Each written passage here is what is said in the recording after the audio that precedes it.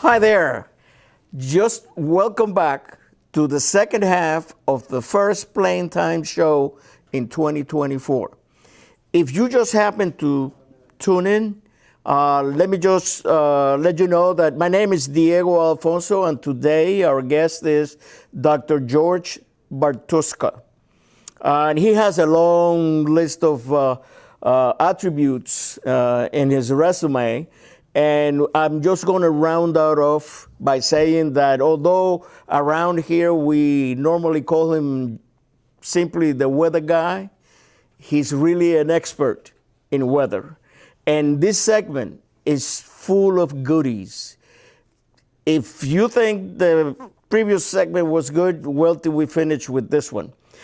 Doctor, welcome back again. Thank you. I know we were talking when we were off the air there that you have this segment is packed full of good stuff. Hopefully it will be. Okay, so I'm going to hand over the controls to you. Okay. And like I say, you have the controls. Okay, and just as a review, the last Plane Time in December, we talked about winter operations, winter flying operations. Today we're talking specifically about icing, and next time we're going to talk about icing protection systems and related topics. So here we go. So this is what I like to call system icing. It's things other than the wing. And we're going to do in 30 minutes, which would take a minimum of a day. But let's remember, icing is a very complex subject. It involves lots of applied physics and aeronautics. And like I said, there's our theme for today, adapted from the FAA, AOPA, and NASA, is there's no such thing as a little ice. We're going to go through just a couple slides we went through last time. Although we tend to think of icing as a winter phenomena, icing can occur anywhere, anytime, in any climate, during any season, during any flight. In moist atmospheric conditions like we have right here in Florida, with air temperature as high as 90 degrees Fahrenheit outside air temperature. We're going to talk about that a little bit later. Icing encounters can be dangerous. Every icing encounter is unique and unpredictable. Different aircraft may react differently to the same icing condition. As I said last time, if you get a PIREP from a 737 that's reporting light ice and you're flying a Cessna 182, that might be severe icing. Icing-caused accidents usually involve experienced pilots. Now, the airlines have a whole superstructure, or I can't think of the right word I want. They have operations in place to handle icing. They've got de-icing, they've got anti-icing built into the wings with bleed air from the engines that we'll be talking about next time. But their main thing is they know they're going to fly. They want to get off that airport as fast as they can and get en route. However, for general aviation, you, the pilot, have complete responsibility for the go-no decision, or as Diego said before, the decision to take off and maybe the decision it's time to turn around, based on your training and the best information available. We've got a quote, FAR 121.629. No person may take off an aircraft when frost, ice, or snow is adhering to the wings, control surfaces, propellers, engine inlets, or other critical surfaces of that aircraft. Now, in the first segment, we talked primarily about what's going on with the wing, all the different kinds of icing that can affect lift of our aircraft. This time, we're just going to take that wing off and throw it away, for the most part, and we're going to talk about other things. Carb heat, pitot heat, prop heat, and other things. Like I said, carb heat, pitot heat. Now, let's talk about some accidents that have happened in the past. The Air Florida crash in Washington, D.C. back in 1982.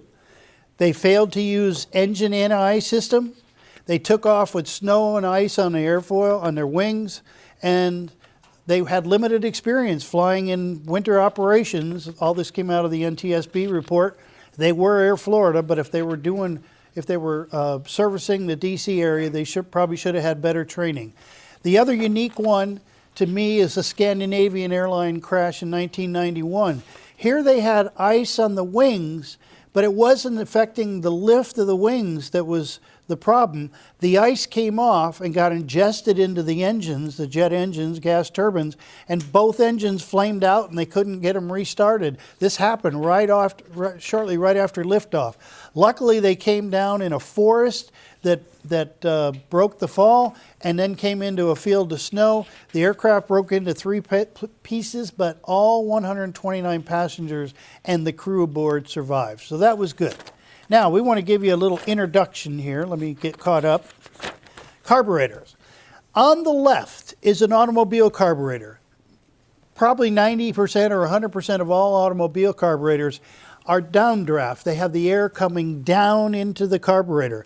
But most aircraft carburetors that are on general aviation aircraft, they're updraft carburetors. So the air is actually coming up, and we're going to show you that. Now, just for the record, carburetors can be mounted updraft, downdraft, side draft, but for the most part, most general aviation airplane have updraft carburetors. Now, how does a carburetor work? Well, we can see that on the right-hand side, you see that ball inside that thing with water in it. That's actually known as the float bowl, and I'm going to hold up an actual carburetor for you. Here is that float bowl, and inside that float bowl are the floats. This is the float. And the job of the float is to control how much fuel is in that float bowl. And we want that float bowl to be at the same level all the time. Now we'll go back to the slide. So we start with that. Then the next thing is on the left-hand side, you see the actual carburetor throat, the open part where the air is coming up from the bottom, and you'll notice that it's restricted in the middle. It gets smaller. That's called a venturi. And when we have a venturi, it speeds up the flow, which drops the pressure and creates a negative pressure, and that's what's going to suck the fuel out of that float bowl and be there to atomize or mix with the air mixture to go onto the engine and run the engine. The little thing above is the throttle plate, or the butterfly valve, some people call it, and that's what you're controlling when you push the throttle in and out on your aircraft. If in the form it's in right now, where it's wide open, the throttle is pushed all the way in. Now, the carburetor induction system can lower the air temperature as much as 60 degrees. So remember, in one of our opening slides, we said you can get icing in Florida if it's 90 degrees out because of this right here. With enough air moisture, ice will form on the inside of the carburetor, on the throat walls, and the throttle plate, the butterfly valve, gradually cutting off the airflow to the engine. What are the symptoms?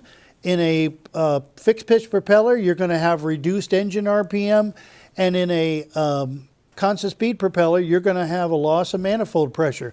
In other words, the engine's going to start running rough and it's going to decrease in RPM.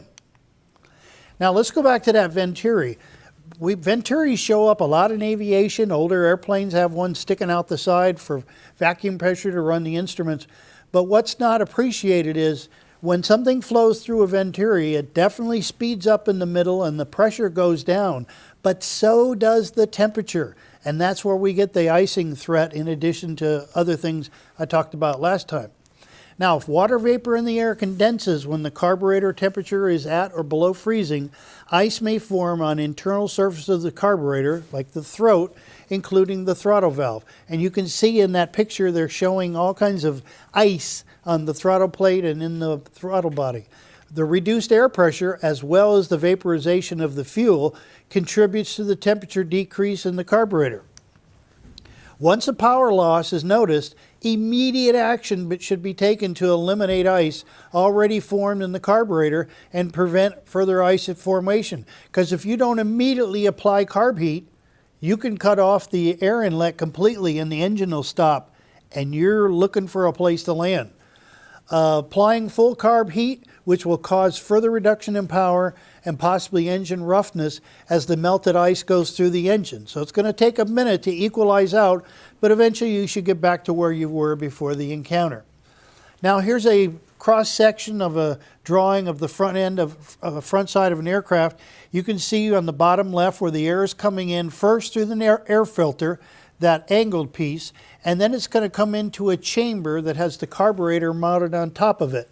And the red arrows are where we can let in hot air for the carb heat. And I'm going to go into that a little bit better. Here's an actual engine. You can see on the left where I have indicated the actual carburetor with a red arrow.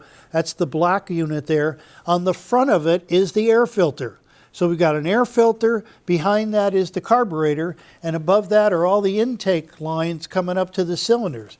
Notice out to the left from the air filter, there's that reddish-orange tube coming to another tube that's wrapped around the exhaust pipe. That's where the carb heat is going to get the hot air. It's going to pull air right off on the outside of the exhaust pipe. Okay, and you can see again on the upper right-hand corner, there's another picture showing the air filter with a updraft carburetor mounted on it, and the lower right-hand picture shows that assembly disassembled, and the lower left of that picture in the lower right, you can see where the carb heat would come into it. The carburetor heat system routes hot air into the induction system, melting any ice and preventing any new ice from forming. Now, all airplanes don't have carburetors. If you spend a lot of money and have a really nice aircraft, it's probably got fuel injection. Fuel-injected aircraft engines have no carburetor, but they do have a throttle body. But they do have an induction system and an air filter that can become clogged by ice formation. An alternate hot air source, just like we had for carb heat, is included, manual or automatic, that bypasses the air filter to route hot air through the intake system. Now, I'm going to hold up the regular carburetor. Just a minute here. And you can see, this is the regular carburetor. We're looking at the updraft bottom of it, and you can see down inside here that venturi. It's a combination of the restriction of the throat and the assembly that's in there that's actually a venturi. Now that we look at the fuel-injected throttle body, here we go. As we're looking down, there's really no venturi. There's no secondary venturi like we have in the other carburetor. There is the walls are tapered a little bit so we can still get a signal for the controller on the side, but it's a completely different animal, but it can still ice up. So we have heat available to handle any kind of icing on that. Now, carburetor icing related accidents. Between 2018 and 2023, we had 192 accidents that we know of, 19 were fatal. The cause, inability to recognize carb icing symptoms and or improper use of carb heat. Anytime the outside, this is kind of a rule of thumb, anytime the outside air temperature is below 70 degrees Fahrenheit, add some carb heat to prevent carburetor icing. Now we want to talk about the pitot tube. The pitot tube is part of the pitot-static system. Its real job is to provide what we refer to as impact pressure for the indicated airspeed indicator. If you can get this on here. Most flow measurements are made with a device that uses a differential pressure, two different pressures. In this case, we have the impact pressure hitting the front of the pitot tube, and we have a static pressure port, usually somewhere on here, or they're using the static port pressure. Oh, it's right back here. Or we're using the static port sensor that's on the aircraft. Okay, back to the transparency. So you can see here in a normal operating system, there's impact pressure coming into the pitot tube, and it's going right to the indicated airspeed, and another tube is coming out and going to the static port on the side of the aircraft. If the pitot tube or static port becomes blocked by ice, the airspeed indicator will not function properly. The indicated airspeed may freeze or drop to zero. Or the indicated airspeed indicator may turn into an altimeter, and it may change as you go up or go down. And not all pitot tubes are heated. This one does not have heat. It's like a $150 pitot tube. Heated pitot tubes are around $500, so you may not even have that ability to you. Okay, now icing of the propeller. Icing of the propeller generally makes itself known by a slow loss of power and a gradual onset of engine roughness. The ice forms first on the spinner or propeller dome and then spreads to blades themselves. ice customarily accumulates unevenly on the blades, throwing them out of balance. So you've got a lot of vibration going on, and most small airplanes have no icing protection system for the propeller, so you've got to get out of the situation you're in, whatever it takes, either getting down below the icing situation or getting the aircraft on the ground. So, winter operations, just before takeoff, you should have an anti-icing checklist where you make sure the pitot heat's on if you have pitot heat, you make sure the windshield heat is on if you have windshield heat, and you make sure the propeller heat is on if you have propeller heat. Now, general aviation aircraft often fly at the altitudes most conducive to atmospheric icing conditions. Corporate and airline aircraft are going to fly above it. We're going to have to fly through it. First thing to remember, aviate, navigate, communicate. Your number one thing is to fly that aircraft. If you encounter icing, consider the following. First, see if ATC, air traffic control, can give you an altitude above the clouds if possible. If you're flying VFR, you're not going to be in the clouds anyway, but if you're flying IFR, you might be in the clouds. Descend to a warmer air if possible, see if you can get under the icing situation. If neither of those are an option, tell ATC you need to divert to another location. Or if this happens very quickly after takeoff in the beginning of your trip, turn around immediately, go back to the airport. And I want to emphasize, we're not saying turn around and try to go land right to the runway you took off at. Turn around, get a stabilized approach, lined up with the runway, and get on the ground. And declare an emergency with air traffic control. And remember, you don't want to stall the aircraft because of the ice.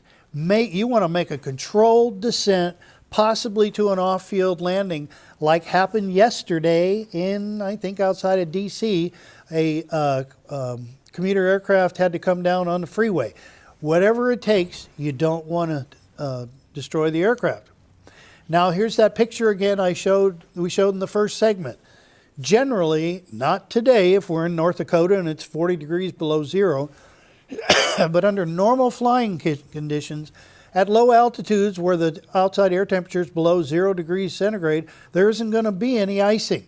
And if you're flying VFR, you shouldn't be in a cloud anyway, so find some clear air where there's no icing. Likewise, if you're at 8,000 feet and you're picking up some ice, call air traffic control and say, hey, can I climb up to 10,000 or 9,000 feet? Are there any PIREPs reporting icing existing? But that area in between 0 degrees centigrade and 15 degrees centigrade is where the supercooled droplets, SLDs, are going to be, and that is the major threat to you icing up your aircraft. Now, wet snow is something we haven't talked about yet, but wet snow poses the same hazard as ice. If you encounter wet snow, you need to climb, descend, or divert to get out of that area. So what can a pilot do to avoid or mitigate potential wet snow conditions? Fully comprehend the potential for icing in these conditions, especially when the outside air temperature hovers around freezing and wet snow is possible. Keep in mind that a cloud that can produce snow can still have super cold droplets in it. So to summarize, you want to do in any kind of winter flying or cold flying, you want to do an extensive pre-flight planning. You want to get a weather briefing from where you're going to take off, where your en route distance is, and where you're going to land, and look at your alternates. You want to do a complete walk around and fuel check, sufficient engine warm up, especially if it's cold out, and use your checklist. And remember, carb heat. Know the warning signs of carburetor icing. Loss of RPM or rough running engine. Drop in manifold pressure. Your response should immediately be to apply carb heat. That's the end of this segment. What would you like to talk about? Okay, here's one thing that you mentioned, and a lot of pilots are not familiar with. It's when the propeller starts picking up ice.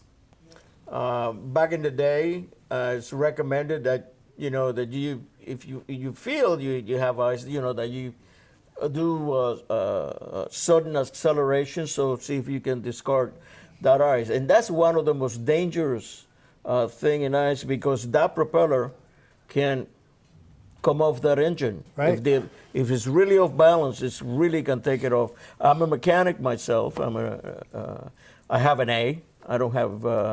I'm sorry. I have the P.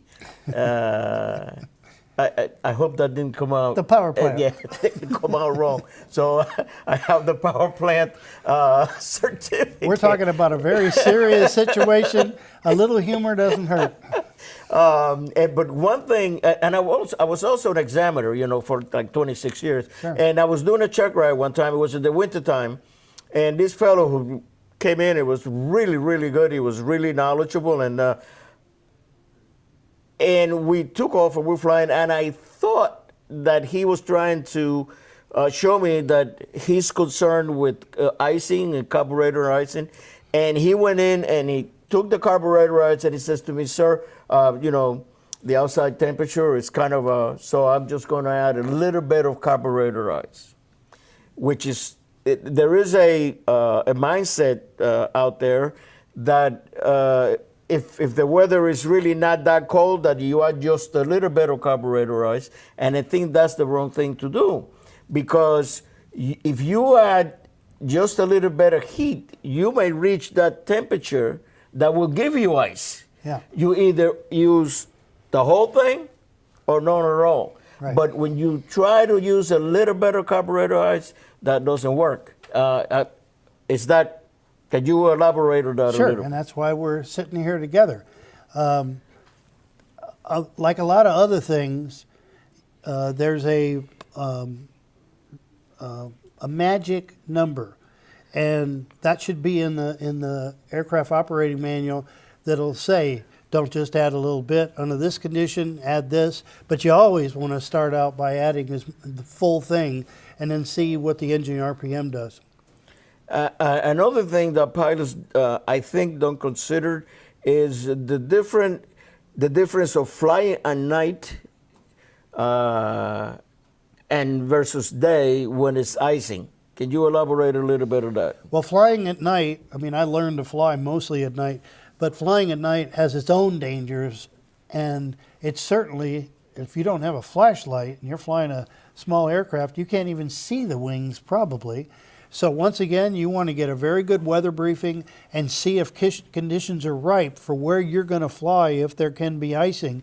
And if they can, you better have a high-powered flashlight in that cockpit so you could be checking to see what might be out there. Exactly, especially the wings. And right.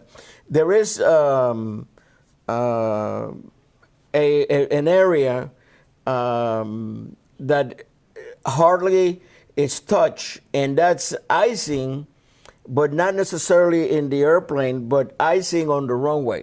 That too. And this is another area that a lot of pilots don't consider, either for takeoff or for landing. Mm-hmm. Now, if you are at an airport that is a tower airport and there is icing conditions on the runway that are not conducive to a takeoff or landing, of course, operations are closed. But when you're flying into an airport that is a known tower, then you make those decisions. And a lot of people, or a lot of pilots can go land at an airport and find themselves icing on the road, and then that's going to be a long landing. And one of the things we talked about last time in December is when you go to an airport, if it's an uncontrolled airport and there's no information, you better fly around a little bit, take a look at that airport, see if it has 2 feet of snow, or like you said, if it's all iced up, things to be taken into account. And one thing we're going to talk about next time when we talk about ice protection systems is that windshield. One of the advantages of flying a small airplane is you can open the window and stick your hand out, if you have a scraper, actually get some ice off that window, so you got a leg up on somebody flying a Learjet. But what if you can't touch the front window? Exactly. In addition to a rough running engine, if you're losing visibility and you can't do anything, you better be turning around ASAP to get that plane on the ground somewhere. Exactly. Another thing that, although this is the only time I was faced with this situation, that an individual flying in icing lost communications. Oh. Now, today's airplanes, basically you rent any airplane today and they have 2 radios. right? And two antennas. But back in the day, a lot of airplanes were single radio, a single antenna. Now, if you build up enough ice in that antenna, where that grows, the more the antenna grows with ice, the more pressure the drag does. And in this particular case, the antenna broke. And now here's the fellow, you can't talk. Yeah, everything was good with the radio, but the antenna was not there. And that is it just happened. This happened at Caldwell in Jersey back in the 70s when I was there. I never heard of another instance like that. But if you're flying an airplane with a single radio and you're in icing conditions, that's another probability that you may at some point lose communication. Right, and even if the antenna is still there, and we're going to talk about this with ice protection system, it's going to interfere with the propagation to and from the antenna. So we will certainly talk about that next time. 3 minutes. Okay, here's the thing. What will be, in your opinion, remember that opinions are the cheapest commodities on earth, right? Everybody has one. But some opinions are really good. I mean, and that's why I always say to people, I have an opinion, just listen to it, analyze it, and say, this is garbage, but those don't call it garbage from the word go. In your opinion, what should be the best way for a pilot, especially young in ours, when it calls the weather and they say icing is forecasted? What should the pilot kind of drill on? And we have about a minute, about 2 minutes to go. Well, we're going to talk about this next time, and that is, first off, is your aircraft certified to fly in ice? And it's probably not if you're a young pilot flying a small airplane. And the next thing, going back what you mentioned last time, this may be a day for you not to fly. We're going to go into the FAA and the National Weather Service aviation weather products where we can actually see what the forecasted icing situations are. But if your plane's not certified and you can't fly in the regulations that you're allowed to fly in, it's time just to say, well, this isn't going to be a day I fly. Exactly. It's that ability to say no that confronts us most of the time. And I'm a sinner because, listen, I've done it, but I learn from those mistakes. And hopefully making the right decisions will allow you to get your hair to get this color in this business. Well, if we look at all the data, all the research and historical data, pilots have been crashing from icing since World War II. Commercial pilots have crashed, corporate pilots have crashed, and general aviation pilots have crashed. But the amazing thing to me is everything we know about icing today was known during World War II. We have to go.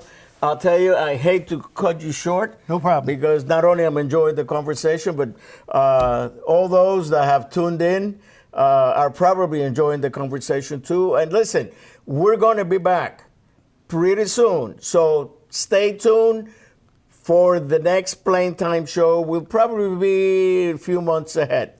Thank you so much and have a great day.